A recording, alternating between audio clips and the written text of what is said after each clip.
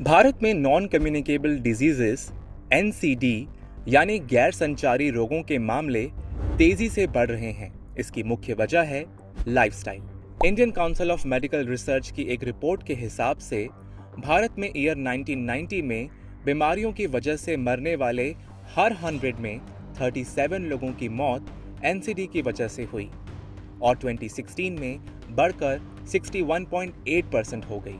भारत में 58 लाख लोग एनसीडी से हर साल मर जाते हैं।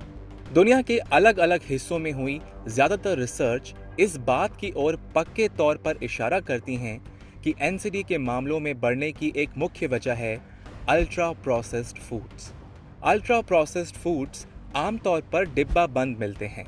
ग्राहक के लिए जरूरी है कि वो नेगेटिव न्यूट्रिएंट्स की पहचान कर सकें ताकि वो स्वास्थ्य के लिए बेहतर प्रोडक्ट को चुन पाएं। अब क्या है processed food, ultra processed food और क्या है नेगेटिव न्यूट्रिएंट्स? इनको जानने के लिए आप जल्दी से हमारे चैनल ओनली माय हेल्थ को लाइक और सब्सक्राइब करें। और अब आप व्हाट्सएप पर भी हमारे साथ में जुड़ सकते हैं। स्क्रीन पर दिखाए जा रहे बार कोड को स्कैन करें और पाएं हेल्थ और फिटनेस से जुड़ी हर विश्वसनीय जानकारी।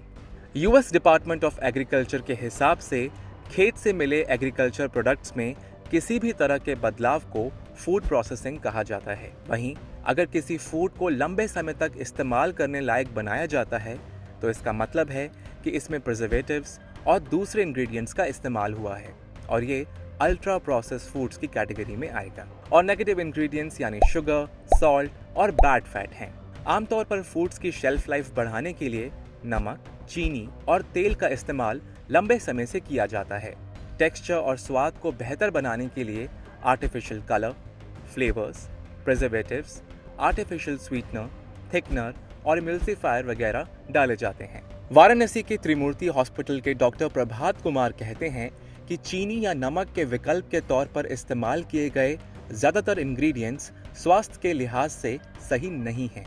नियमित रूप से अल्ट्रा प्रोसेस्ड फूड्स का इस्तेमाल करने से ये नॉन कम्युनिकेबल डिजीजेस की वजह बन सकते हैं क्योंकि इनमें तय मात्रा से ज्यादा नमक, चीनी और फैट होते हैं।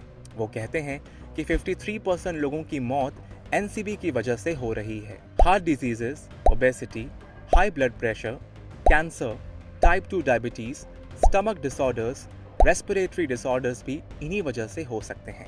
आधुनिक समय में दुनिया भर में चीनी का सेवन बढ़ रहा है, भले वो फ्री शुगर हो या फिर प्रोसेस्ड शुगर। ऐसे में भोजन से मिलने वाला एनर्जी वैल्यू बढ़ने से लोगों में मोटापा की समस्या बढ़ गई है।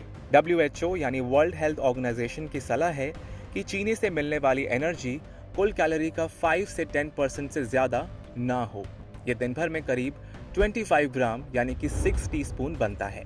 WHO द्वारा जारी किए गए गैर संचारी रोगों की रोकथाम और निवारण के लिए ग्लोबल एक्शन प्लान 2013-2020 के तहत खाने में नमक के 30% की कटौती करने का लक्ष्य रखा गया है। WHO दिन भर में 5 ग्राम से कम नमक खाने की सलाह देता है।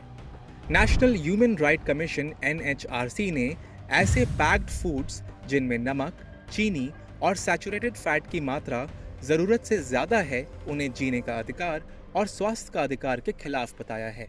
कमीशन ने कहा है कि पैकेट के सामने वाले हिस्से में स्पष्ट रूप से नमक, चीनी और फैट की मात्रा का जिक्र किया जाना चाहिए ताकि ग्राहक बेहतर फूड प्रोडक्ट्स का चुनाव कर सके। अगली बार आप जब ऐसे फूड्स को खरीदें तो इन बातों का जरूर ध्यान रखें। इस वीडियो को अपने फ्रेंड्स और फैमिली के साथ शेयर करें और ऐसे और इन्फॉर्मेटिव वीडियोस के लिए हमारे चैनल ओनली माय हेल्थ को लाइक और सब्सक्राइब करें।